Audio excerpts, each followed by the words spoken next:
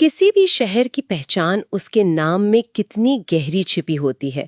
आज हम एक ऐसे ही शहर की कहानी में उतर रहे हैं, आजमगढ़। हमारे पास कुछ ऐतिहासिक दस्तावेज हैं जो पूर्वी उत्तर प्रदेश के इस शहर की नींव की कहानी बताते हैं।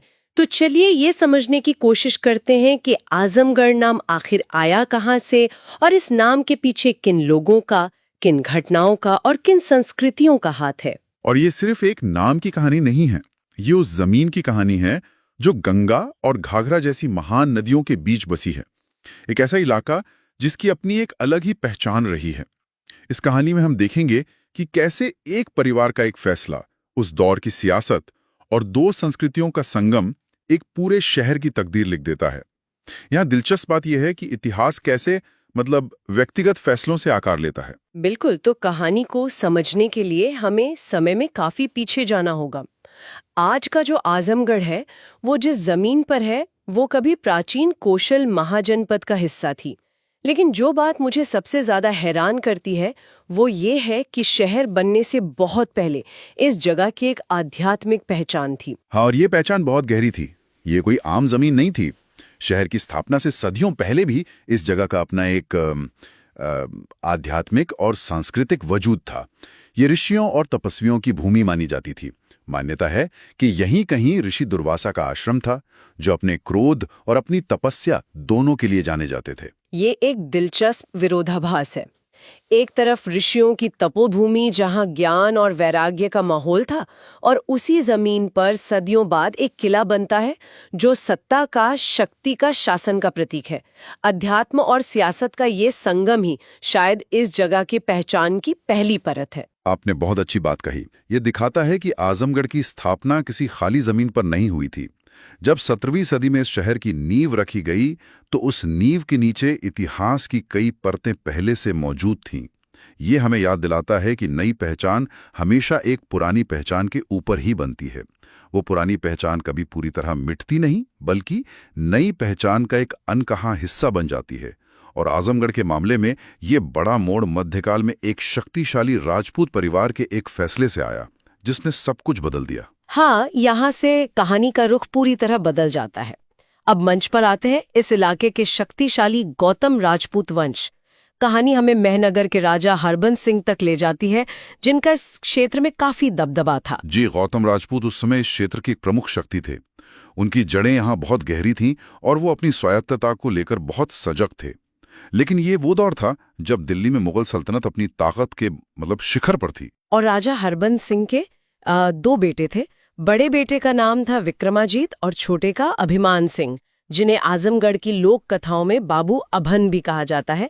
कहानी का सबसे बड़ा मोड़, जो सबसे बड़ा ट्विस्ट है, वो यहीं आता है। बड़े बेटे विक्रमाजीत ने इस्लाम धर्म स्वीकार कर लिया। ये कोई छोटा मोटा फैसला नहीं था।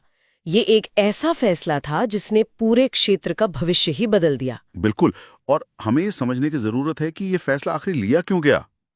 ऐतिहासिक दस्तावेज कहते हैं कि ये उस दौर की राजनीतिक परिस्थितियों और मुगलों के प्रभाव के चलते लिया गया था। ये एक वाक्य अपने आप में बहुत कुछ कहता है। चलिए इसे थोड़ा और खोलते हैं।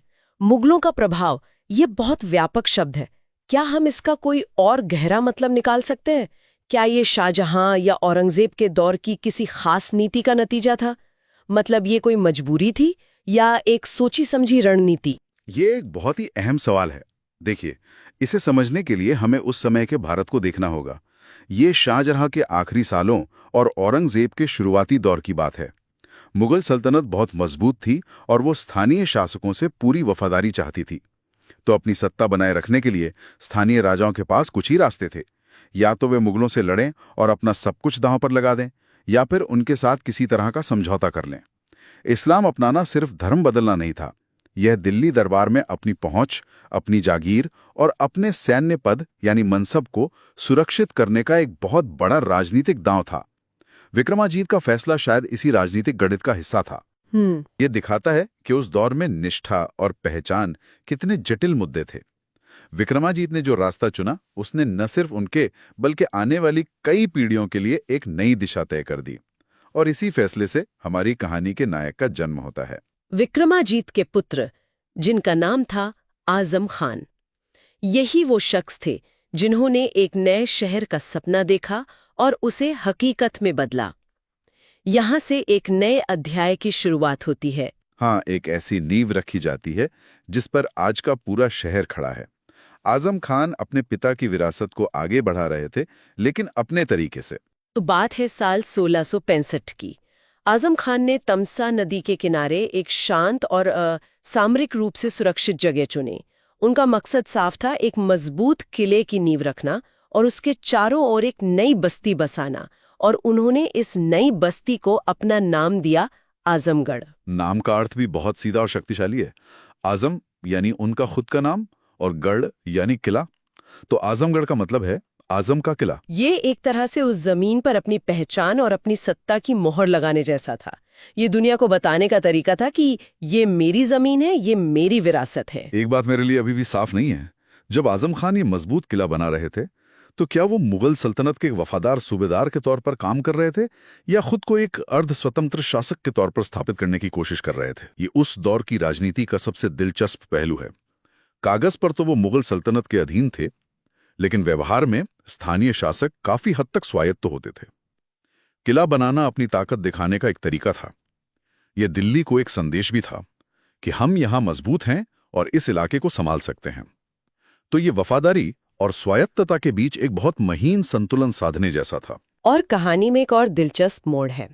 आजम खान अकेले नहीं थे।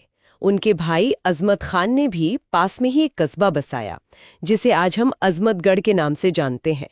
एक ही परिवार, एक ही पीढ़ी और दो शहर। बिल्कुल, ये उस दौर में विरासत बनाने की होड़ को दिखाता है। दोनों भाई अपनी अपनी पहचान स्थापित कर रहे थे, और शहर बसाने के लिए तमसा नदी का किनारा चुनना भी एक बहुत सोचा समझा फैसला था। उस दौर में नदियां किसी भी शहर की मतलब जीवन रेखा होती थी।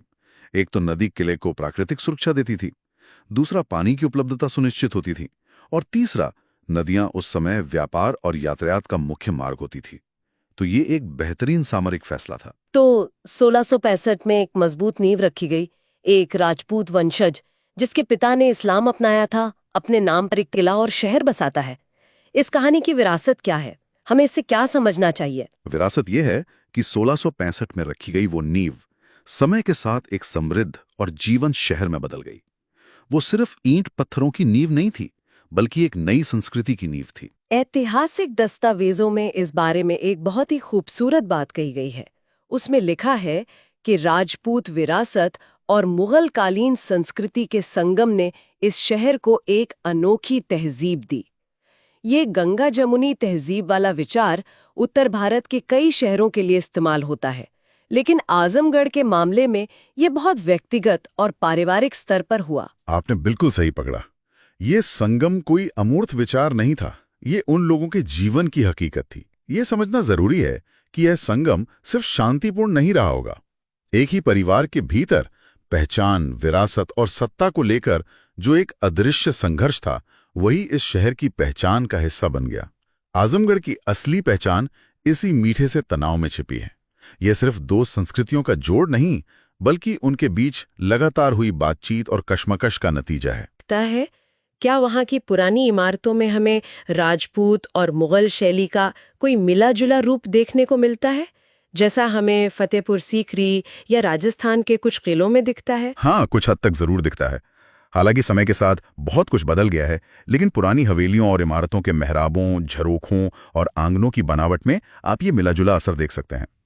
ये वहाँ की भाषा में झलकता है, जहाँ की बोली में आपको संस्कृत से आए शब्दों के साथ साथ फारसी और अरबी के शब्द भी मिलेंगे। ये वहाँ के खान पान और रीति रिवाजों में भी नजर आता है।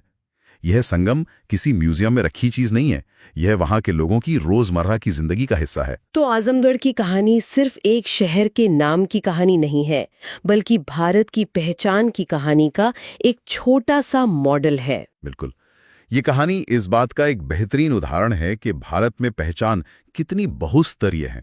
यहाँ कुछ भी सिर्फ एक रंग का नहीं है। आजमगढ़ की पहचान किसी एक धर्म या एक संस्कृति की नहीं है, बल्कि एक कई धाराओं के मिलने से बनी एक मिलीजुली, जटिल और जिंदा तहजीब की कहानी है। ये हमें याद दिलाती है कि हमारे शहरों की आत्मा ऐसी ही कई कहानियों के संगम से बनती है। तो चलिए इस पूरी यात्रा को एक बार फिर से देखते हैं।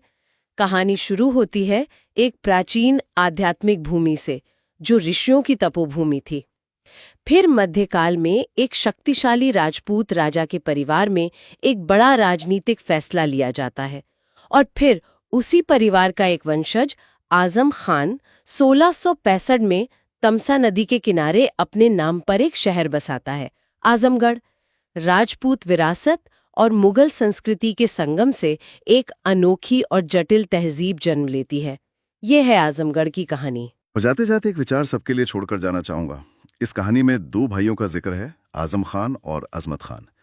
दोनों ने अपने अपने नाम पर शहर बसाए, आजमगढ़ और अजमतगढ़। ये सोचने पर मजबूर करता है कि उस दौर में विरासत और पहचान बनाने की चाहत कितनी प्रबल रही होगी।